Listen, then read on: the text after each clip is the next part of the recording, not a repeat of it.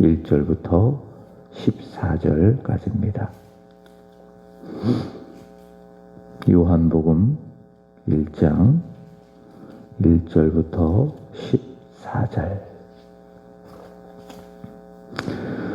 태초에 말씀이 계시니라. 이 말씀이 하나님과 함께 계셨으니 이 말씀은 곧 하나님이시니라. 그가 태초에 하나님과 함께 계셨고 만물이 그로 말미암아 지은 바 되었으니 지은 것이 하나도 그가 없이는 된 것이 없느니라. 그 안에 생명이 있었으니 이 생명은 사람들의 빛이라. 빛이 어둠에 비치되 어둠이 깨닫지 못하더라. 하나님께로부터 보내심을 받은 사람이 있으니 그의 이름은 요한이라. 그가 증언하러 왔으니 곧 빛에 대하여 증언하고 모든 사람이 자기로 말미암아 믿게 하려 함이라. 그는 이 빛이 아니요 이 빛에 대하여 증언하러 온 자라. 참빛 곧 세상에 와서 각 사람에게 비추는 빛이 있었나니 그가 세상에 계셨으며 세상은 그로 말미암아 지은 바 되었으되 세상이 그를 알지 못하였고 자기 땅에 오매 자기 백성이 영접하지 아니하였으나 영접하는 자 곧 그 이름을 믿는 자들에게는 하나님의 자녀가 되는 권세를 주셨으니 이는 혈통으로나 육정으로나 사람의 뜻으로 나지 아니하고 오직 하나님께로부터 난 자들이니라. 말씀이 육신이 되어 우리 가운데 거하시매 우리가 그의 영광을 보니 아버지의 독생자의 영광이요 은혜와 진리가 충만하더라. 아멘. 어제 말씀을 드렸던 것 하나 더 말씀을 드리겠습니다. 한 번 더 말씀을 드리겠습니다. 네 개의 복음서는 예수 그리스도의 생애와 또 인격과 또 그분의 사역, 이것을 복음이라고 이야기하죠. 그 복음을 증언하여 기록한 성경, 그것이 바로 네 개의 복음서인데 우리 초대교회 믿음의 선배들은 요한계시록 4장 7절에 근거해서 네 생물에 기초해서 네 개의 복음서를 이해했습니다. 마태복음은 사자복음이라고 이야기하죠. 왜냐하면 왕으로 오신 예수님을 묘사하고 있기 때문에. 마가복음은 송아지 복음이라고 이야기합니다. 왜냐하면 종으로 오신 예수님을 묘사하고 있기 때문에. 누가복음은 사람 복음이라고 이야기합니다. 왜냐하면 사람의 아들 인자로 오신 예수님을 묘사하고 있기 때문에. 요한복음을 독수리 복음이라고 이야기합니다. 독수리는 하늘의 왕자지요. 그래서 하나님의 아들로 오신 예수님. 요한복음은 그래서 하나님의 아들이라고 하는 하나님의 하나님 되심, 특별히 이 신성 하나님 되심이 강조되고 있는 성경입니다. 물론 마태도 마가도 누가도 예수 그리스도의 하나님의 아들 되심을 말씀하고 있지만은 그 기록과 내용에서 본다면, 양적인 측면에서 본다면 특별히 요한복음은 예수 그리스도의 신성 하나님의 아들 되심이 강조되고 있는데요. 오늘 우리가 읽은 요한복음 1장은 이 예수 그리스도의 하나님의 아들 되심의 시작이요 위대한 선언이요 위대한 선포라 할 수 있습니다. 개인적으로 이 말씀을 읽어가면서 특별한 설명이 없어도 오늘 본문 자체를 천천히 읽고 또 묵상하는 것만으로도 큰 유익을 얻고 큰 은혜가 된다라고 하는 그런 생각을 해보았습니다. 오늘 본문의 요한은 먼저 하나님의 존재를 선포하고 있습니다. 1절 말씀을 보시면은 태초에 말씀이 계시니라. 태초에 말씀이 계시니라. 태초에 하나님께서 존재하셨다. 그렇게 말하고 있죠.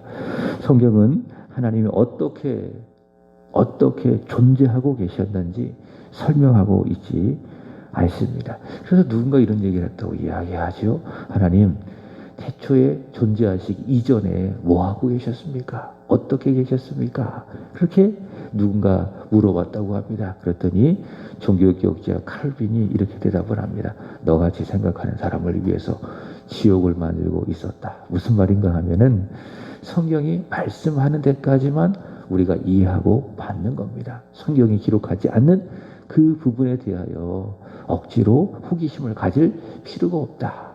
전혀 유익하지 않다. 성경이 말하는 데까지만 우리가 믿는 겁니다. 말하지 않는 것은 믿을 필요가 없는 겁니다. 성경 한 권으로 충분하기 때문에. 먼저 요한은 하나님의 존재, 하나님께서 계셨다. 하나님께서 태초에 존재하고 계셨다라고 선포하고 있습니다. 어떻게 존재했는지 설명하지 않고요. 그저 선포하고 있는 것이죠. 그래서 하나님의 존재는요, 이해로 받는 것이 아닙니다. 선포된 말씀을 믿음으로 받는 것이죠. 하나님의 존재를 이해하려면은 이해가 되지 않는 겁니다. 그저 믿고 하나님의 존재를 받아들이면 되는 겁니다. 왜냐하면은 유한한 사람은 무한한 하나님을 받을 수 없기 때문에. 어떻게 유한한 인간이 무한하신 하나님을 다 이해할 수 있겠습니까?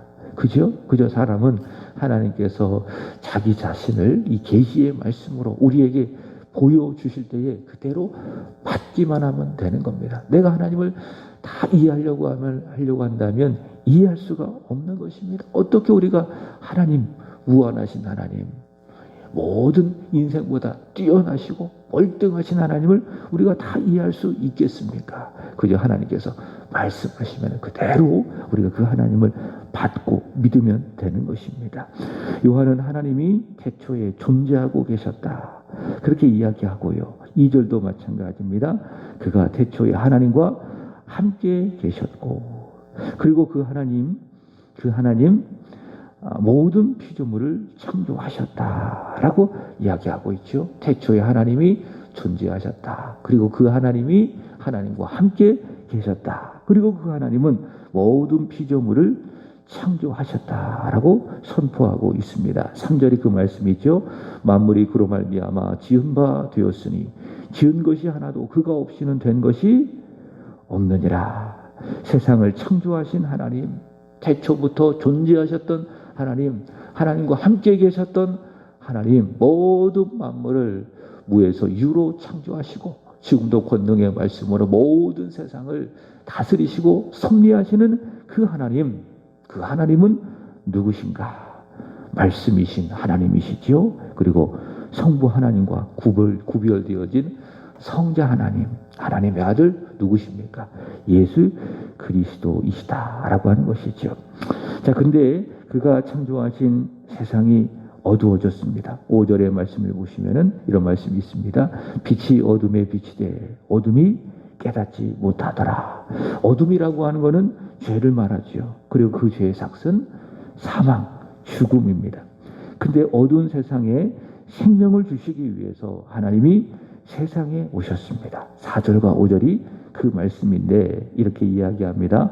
그 안에 생명이 있었으니 이 생명은 사람들의 빛이라. 사람들이 하나님을 떠나 죄로 말미암아 어두워졌기 때문에 하나님께서 그 어두워진 사람에게 빛을 주시기 위해서, 죄로 말미암아 죽은 사람에게 생명을 주시기 위해서 하나님께서 이 세상에 오셨다. 바로 그것이 무엇이냐? 빛이라고 하는 것이죠. 자, 그런데 어둠이 그 빛을 깨닫지 못하는 겁니다. 아니, 깨닫지 않는 것입니다. 그래서 하나님께서 그 어두운 세상에 빛을 깨닫게 하기 위해서 먼저 보내신 분이 있는데 그분이 누구신가 하면은 요한이라는 거예요. 세례 요한이라고 하는 거예요. 세례 요한을 먼저 보내셔서 그 빛에 대하여 증거해서 그 빛을 믿게 하려 함에 있다라고 하는 것이죠. 그래서 요한이 왜 왔는가? 7절 다시 보시면은 그가 증언하러 왔으리. 그러니까 요한의 사명은 무엇입니까? 빛을 증언하는 거예요. 생명을 주신 하나님을 증언하는 거예요. 그것이 바로 요한의 사명. 다시 7절. 그가 증언하러 왔으니 곧 빛에 대하여 증언하고 모든 사람이 자기로 말미암아 믿게 하려 함이라. 요한을 믿는 게 아니에요. 요한이 증언하는 예수 그리스도를 믿게 하는 것입니다. 그것이 바로 요한의 사명입니다. 목사도 이 세상에서 감당하는 사명이 바로 이런 사명이에요. 목사가 선지자는 아니지만은 선지자적인 사명을 감당하는 존재가 목사입니다. 목사는 자기를 믿게 하는 사람이 아닙니다. 자기에게 충성하게 하는 사람이 아닙니다. 목사는 하나님의 말씀을 전해서 예수 그리스도를 전해서 예수 그리스도에게 충성하게 만드는 사람이 누구예요? 바로 그 사람이 목사, 목회자, 이 시대 선지자적인 사명을 감당하는 목회자, 설교자라고 하는 거예요. 그래서 목사의 설교를 통해서 예수를 봐야 되는 것입니다. 손이 달을 가리키면 손가락을 보지 말고 손가락이 가르치는 달을 보아야 하듯이 목사가 전하는 말씀을 통해서 우리는 하나님을 보아야 합니다. 예수 그리스도를 보아야 합니다. 그리고 믿어야 됩니다. 요한이 바로 그 사명을 감당하러 이 세상에 왔다라고 하는 것이죠. 분명히 이야기합니다. 요한은 왜 왔는가?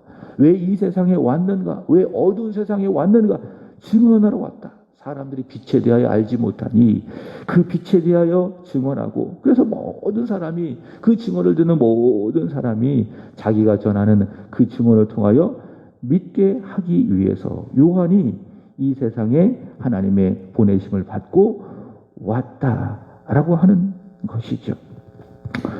자, 그래서 비극은 무엇인가 하면은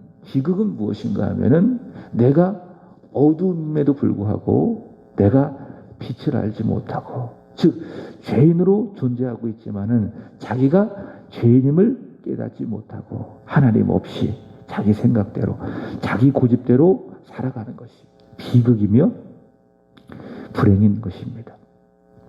그래서 그런 사람들은 건강해도 많은 재물을 소유한다 할지라도 비극적이고 불행한 사람들이라고 할 수 있겠죠. 그러니까 제가 금요일에도 말씀을 드렸지만 우리나라 국가대표 선수 유상철 선수가 지난주 월요일에 이 세상을 떠나지 않았습니까? 50이라고 하는 아주 젊은 나이에 췌장암 말기에 그 질병에 걸려서 세상을 떠났는데, 그래도 이제 그 사람이 행복한 것은 그 사람이 성도로서 이 세상을 마감했다라고 하는 것이죠. 그래도 그것이 행복이지요. 정말 그가 예수 그리스도를 믿었다면은 지옥 가지 않고 낙원 천국에 갔기 때문에, 건강해도요, 많은 재물을 소유해도요, 세상적으로 많은 부와 명예를 가졌다 할지라도 그 마음속에 예수가 없다면 그 사람은 가장 불행한 사람입니다. 가장 안타까운 사람입니다. 가장 비극적인 사람인 것입니다. 나는 죄인인데 죄 삭스를 받아야 되는데, 그리고 죽음 후에 그걸로 끝이 아니라 심판을 받아 지옥에 가야 되는데 그것을 알지 못하고 그렇게 죄인으로 살아가는 것이 정말 큰 불행이다라고 하는 것이죠. 자, 그런데 더 큰 불행은 무엇? 더 큰 비극은 무엇인가? 자신이 죄인임을 알게 하고 구원받고 영생을 얻고 하나님의 자녀가 되는 그 길이 자신에게 주어졌음에도 불구하고, 다시 말해 복음의 증언이 자신의 귓가에 들려주고 있음에도 불구하고 그것을 믿지 않는 것, 그것이 무엇이냐? 그것이 바로 더 큰 비극이요, 더 큰 불행이다라고 하는 것입니다. 내가 어두움임을 깨닫게 하고 빛으로 나오게 하는 하나님의 말씀이 전해져도 그것을 믿지 않는 것, 오히려 마음이 완악해지는 것, 그것이 무엇이다? 그것이 바로 가장 큰 비극이며 가장 큰 불행이다라고 하는 겁니다. 그래서 예수를 믿는 사람은 가장 행복한 사람이에요. 그러나 예수를 안 믿는 사람은 가장 불행한 사람이다. 왜요? 이 시대가 은혜의 시대 아니겠습니까? 여기저기서 스마트폰을 열기만 하면 복음을 들을 수가 있어요. 누구에든지 가서 성경을 구해서 성경을 읽을 수가 있습니다. 자유롭게 복음의 말씀을 접할 수가 있습니다. 지금은 은혜의 때 아니겠습니까? 여기저기서 하나님의 말씀을 들을 수 있는 그 은혜의 때, 그럼에도 불구하고 그 복음을 믿지 않는 것, 그 복음을 듣지 않는 것, 받아들이지 않는 것, 그것이 무엇이냐? 가장 큰 불행이다. 결국 어떻게 됩니까? 믿지 아니함으로 그 죄를 다 자기가 짊어지고 결국 지옥에 빠져서 영원 멸망을 받을 수밖에 없는 것이에요. 우리 신앙생활도 마찬가지입니다. 하나님의 말씀을 듣지 못함이 안타까운 일이 아니죠. 그게 불행이 아니죠. 말씀을 들었어도, 말씀을 알고 있어도 그 말씀에 따르지 않고 순종하지 않고 여전히 내 생각대로, 내 고집대로 살아가는 것, 그것이 무엇이냐? 그것이 안타까움이며 우리의 불행이 될 수 있다라고 하는 것이죠. 그러나 반대로 가장 큰 행복이 무엇입니까? 첫 번째로는 하나님의 말씀이 들리는 거예요. 말씀이 읽어지는 거예요. 그러니까 행복한 거예요. 깨닫는 은혜, 말씀이 들려지는 은혜, 말씀이 눈에 들어오는 은혜, 그것이 가장 큰 행복이요 복이다. 성령으로 말미암아, 성령의 조명하심으로 말미암아, 성령의 감화로 말미암아 하나님의 말씀이 내 마음에 들어오는 것 행복이다. 더 큰 행복은 무엇이냐? 가장 큰 행복은 무엇이냐? 또 성령으로 말미암아 그 말씀에 순종하여 하나님께 기쁨이 되어지고 나의 믿음에도 유익을 얻는 것, 그것이 바로 더 큰 행복이지 않을까. 말씀이 들려질 때에 깨닫게 되어지고 그리고 아멘하여 순종하게 되어지는 것, 그것이 바로 큰 행복이라고 하는 것이죠. 시편 128편 1절의 말씀을 보시면은 여호와를 경외하며 그의 길을 걷는 자마다 복이 있도다. 누가 복이 있는 사람이에요? 여호와를 경외하는 사람, 그리고 경외하여 그의 말씀에 순종하여서 그의 길을 걷는 사람. 몸을 움직이고 손을 움직이고 발을 움직여서 부지런히 하나님의 말씀을 듣고 순종하는 사람이 바로 복이 있는 사람이다 라고 성경은 선포하고 있습니다. 여러분, 내가 하나님의 말씀을 듣고 순종할 수 있다라고 하는 그것이 복임을 믿으시고요, 늘 하나님의 말씀을 잘 듣고 순종하는 그 길에 힘써 걸어가게 되기를 주님의 이름으로 축복합니다. 말씀이신 하나님, 그가 어두운 세상에 생명의 빛을 주시려 이 세상에 오셨어요. 그리고 요한을 통해 그 생명을 증언했는데 12절 말씀 보시면 유명한 말씀이죠. 영접하는 자, 그 이름을 믿는 자들에게는 하나님의 자녀가 되는 권세를 주셨다라고 이야기합니다. 자, 누가 하나님의 자녀가 되는가? 누가 하나님의 자녀가 되는 권세를 받을 수 있는가? 누가 어두움을 벗어나 생명의 빛으로 올 수가 있는가? 간단합니다. 믿음이 있는 자. 그래서 어제도 말씀을 드렸죠. 요한복음은 세 가지가 강조된다고요. 첫 번째로 요한복음은 예수님은 하나님의 아들이시다.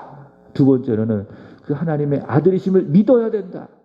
그리고 세 번째로는 믿으면 그 이름을 힘입어 생명을 얻는다. 이 세 가지의 프레임 속에, 이 세 가지의 전제 속에 요한복음을 이해하면 된다고요. 요한복음은 믿음이 강조되는 겁니다. 예수님이 하나님의 아들 되심이 강조된과 함께 동시에 무엇입니까? 그것을 믿어라. 믿으면은 그로 말미암아 그의 이름을 힘입어 생명을 얻는다. 그것이 요한복음의 강조점인데, 그만큼 요한복음은 믿음에 대한 강조점이 많이 있습니다. 그래서 98회 정도 믿음에 대한 그런 부분이 강조가 되는 것을 볼 수가 있는데, 여러분, 누가 하나님의 자녀가 될 수 있습니까? 누가 어둠에서 벗어나 영원한 생명의 빛으로 나올 수 있는가? 누가 영적인 죽음에서 살아나 생명을 얻고 하나님의 자녀가 되는 권세를 받을 수 있는가? 성경은 분명히 이야기합니다. 누가요? 영접하는 자. 영접하는 자. 곧 그 이름을 믿는 자들에게 하나님의 자녀가 되는 권세를 주셨다라고 이야기하고 있습니다. 믿어야 됩니다. 믿지 않으면 의미가 없습니다. 믿지 않으면 하나님의 아들 되심, 그분의 하나님 되심이 나와 아무런 상관이 없는 것입니다. 그러나 믿으면은 그 이름을 힘입어서 우리는 생명을 얻고 하나님의 자녀가 되는 권세를 받게 되는 것입니다. 자, 근데요, 그 다음 말씀이 저는 개인적으로 좋아요. 12절도 참 좋지만은 13절 말씀이 참 좋습니다. 보시면 이는 혈통으로나 육종으로나 사람의 뜻으로 나지 아니하고 오직 하나님께로부터 난 자들이니라. 그죠? 내가 하나님의 아들 예수 그리스도를 믿고 그 이름을 영접해서 하나님의 자녀가 될 수 있음은 13절 보시면 혈통이 아니다. 그 원인이요, 육종이 아니다. 사람의 뜻이 아니다. 오직 하나님께로부터 난 자들이니라. 하나님께로부터 그가 났기 때문에, 하나님의 은혜가 그에게 임했기 때문에 그가 믿어 영접하여 하나님의 자녀가 되었다라고 하는 것이죠. 그래서 여러분, 내 귀에 복음이 들리는 게 은혜예요. 하나님의 아들 되심, 그분의 십자가와 그분의 고난과 그분의 부활의 복음이 내 귀에 들리는 것이 은혜다. 무엇이 또 은혜인가? 그것이 믿어지는 게 은혜입니다. 내 의지로 믿어지는 게 아니라는 거지요. 혈통으로나 육종으로나 사람의 뜻, 사람의 의지로 믿어지는 것이 아니라 내가 하나님께로부터 났기 때문에 은혜로 말미암아 내가 믿어지는 거예요. 그래서 사도 바울이 뭐라고 이야기합니까? 너희가 그 은혜에 의하여 믿음으로 말미암아 구원을 받았나니 이것이 너희에게서 난 것이 아니요 하나님의 선물이라. 하나님의 선물, 그 믿음으로 말미암아 내가 하나님의 자녀가 되었다라고 하는 것입니다. 다 은혜죠. 모든 것이 다 은혜다. 특별히 본문의 요한은 생명을 주시려 하나님이 세상에 오셨다. 나를 믿게 하사 내가 하나님의 자녀 되게 하기 위해서 하나님이 이 세상에 오셨다. 자, 그것을 강조하고 있습니다. 자, 9절 말씀을 보시면은 참빛 곧 세상에 와서, 참빛 누구를 말하는 거예요? 태초부터 존재하셨던 하나님, 하나님과 함께 계셨던 하나님, 모든 세상을 무에서 유로 창조하신 그 하나님, 그 하나님이 참빛 하나님이신데 그 하나님이 이 세상에 오셨다. 이 세상에 오셨다. 그렇게 이야기하고 있고요. 10절도 마찬가지예요. 그가 세상에 계셨다. 오셔서 계셨다. 우리와 똑같은 사람의 모습을 가지고 세상에 계셨다. 11절도 마찬가지입니다. 하나님이신 그분이 자기 땅에 오셨다. 자기 땅에 오셨다. 14절도 마찬가지입니다. 말씀이 육신이 되어 우리 가운데 거하셨다. 오셨다. 계셨다. 오셨다. 우리 가운데 거하셨다. 하나님이신 그분이, 하나님의 아들이신 그분이 사람의 모양을 가지고 이 세상에 생명을 주시기 위해서 우리를 위하여 오셨다. 그리고 우리 가운데 계셨다. 우리 가운데 거하셨다. 우리와 함께 살아가셨다.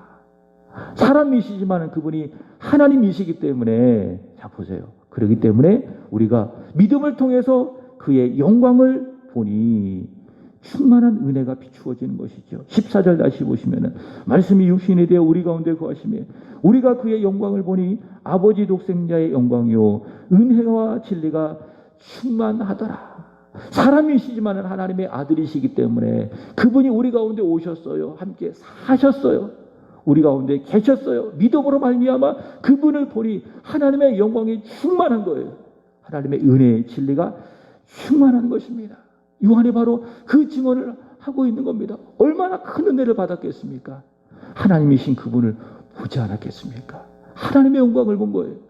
마치 모세가 밤낮 주야로 40일 동안 시내산에서 하나님을 깊이 대면하면서 하나님의 영광을 보았던 것처럼 사도 요한도 마찬가지예요. 하나님이신 그분이 사람의 모습을 가지고 우리 가운데 오셔서 우리와 함께 살고 계셨을 때 그분을 통해서 하나님의 영광을 목격한 거예요. 그래서 요한일서에 보시면은 우리가 생명의 말씀을 보았다.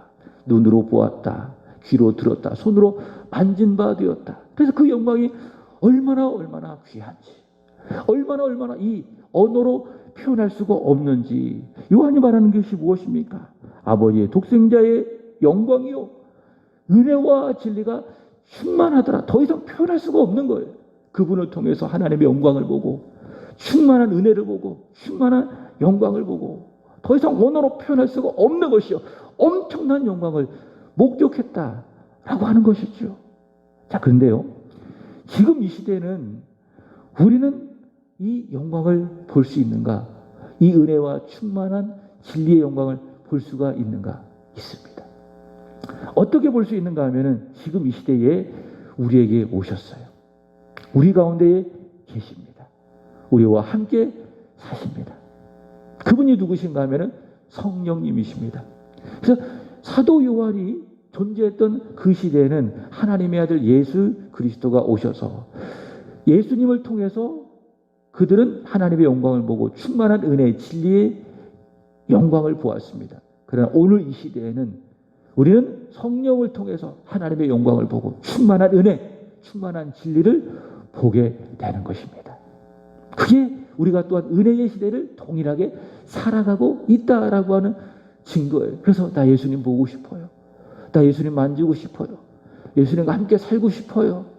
그렇게 우리가 기도한다면은 우리는 내 안에 계신 성령님을 묵상하면 되는 거예요. 성령님은 누구십니까? 그리스도의 영이에요. 예수의 영이에요. 그래서 예수의 영이 내 안에 있기 때문에 우리는 사도 요한이 경험했던, 누렸던 똑같은 은혜, 그 진리를 우리는 동일하게 경험할 수 있게 되는 것입니다. 그래서 우리는 우리 안에 거하시는 성령님을 충만하게 구해야 됩니다. 아버지께서 구하는 자에게 성령을 주시지 않겠느냐. 그래서 우리가 성령을 부지런히 구하잖아요.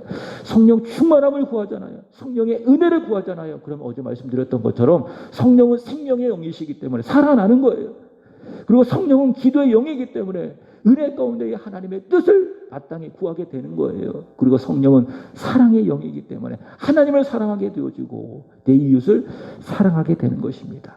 그리고 오늘 요한이 말하고 있는 것처럼 우리는 아버지의 영광을 보게 되는 거예요. 내 안에 계신 성령으로 말미암아, 그리고 내 안에 계신 성령으로 말미암아 충만한 은혜, 충만한 진리를 요한과 동일하게 경험할 수 있다. 그래서 이 시대에 우리는 성령으로 말미암아 믿음의 길을 부지런히 걸어가며 요한이 누렸던 그 은혜, 그 진리를 우리가 동일하게 누리며 살아갈 수 있다 없다? 있다라고 하는 거예요. 그리고 요한 부러울 거 하나도 없습니다. 성령을 믿으면 돼요. 성령 충만함을 받으면 되는 것입니다. 여러분, 내 안에 성령이 계십니다. 내 안에 성령이 계셔서 예수를 주라 부르게 하시고 하나님을 향하여 아빠, 아버지라 부르게 하여 주시고 육체의 소욕을 꺾고 하나님의 뜻을 따라 살게 하시고, 그게 성령께서 내 안에 하시는 일 아니겠습니까? 성령을 믿으시고 성령의 충만함을 구하셔서 이 아침 아버지의 영광을 보고 은혜의 충만한 진리, 은혜의 충만함을 누리게 되어주는 하나님의 복이 있기를 주님의 이름으로 축복합니다. 기도하겠습니다. 하나님 아버지, 우리 가운데 거하시는 하나님 찬양합니다.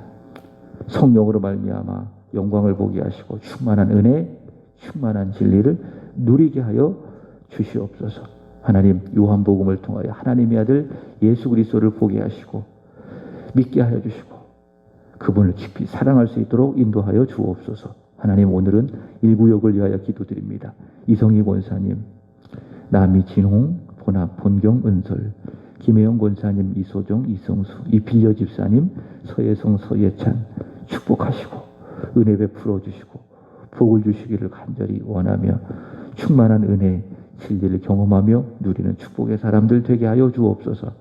특별히 해외에 머물고 있는 자녀들, 지방에 머물고 있는 자녀들, 또 공부하고 살아가고 있는 자녀들에게 하나님의 은혜, 복, 평강 허락하여 주시옵소서. 일구역이 더 견고하고 부흥되어져서 하나님 나라의 부흥, 교회의 부흥을 이끌어가게 하여 주옵소서. 오늘 이 새벽에도 하나님의 이름을 부르며 기도합니다. 하나님, 성령 충만하게 하여 주옵소서. 은혜와 진리의 충만함을 경험하는 이 새벽, 기적의 새벽, 하나님을 만나는 은혜의 새벽이 되게 하여 주옵소서. 감사하며 구주 예수 그리스도 이름으로 기도합나이다. 아멘. 하늘에 계신 우리 아버지요, 이름이 거룩히 여김을 받으시오며 나라에 임하옵시며 뜻이 하늘에서 이루어진 것 같이 땅에서도 이루어지리.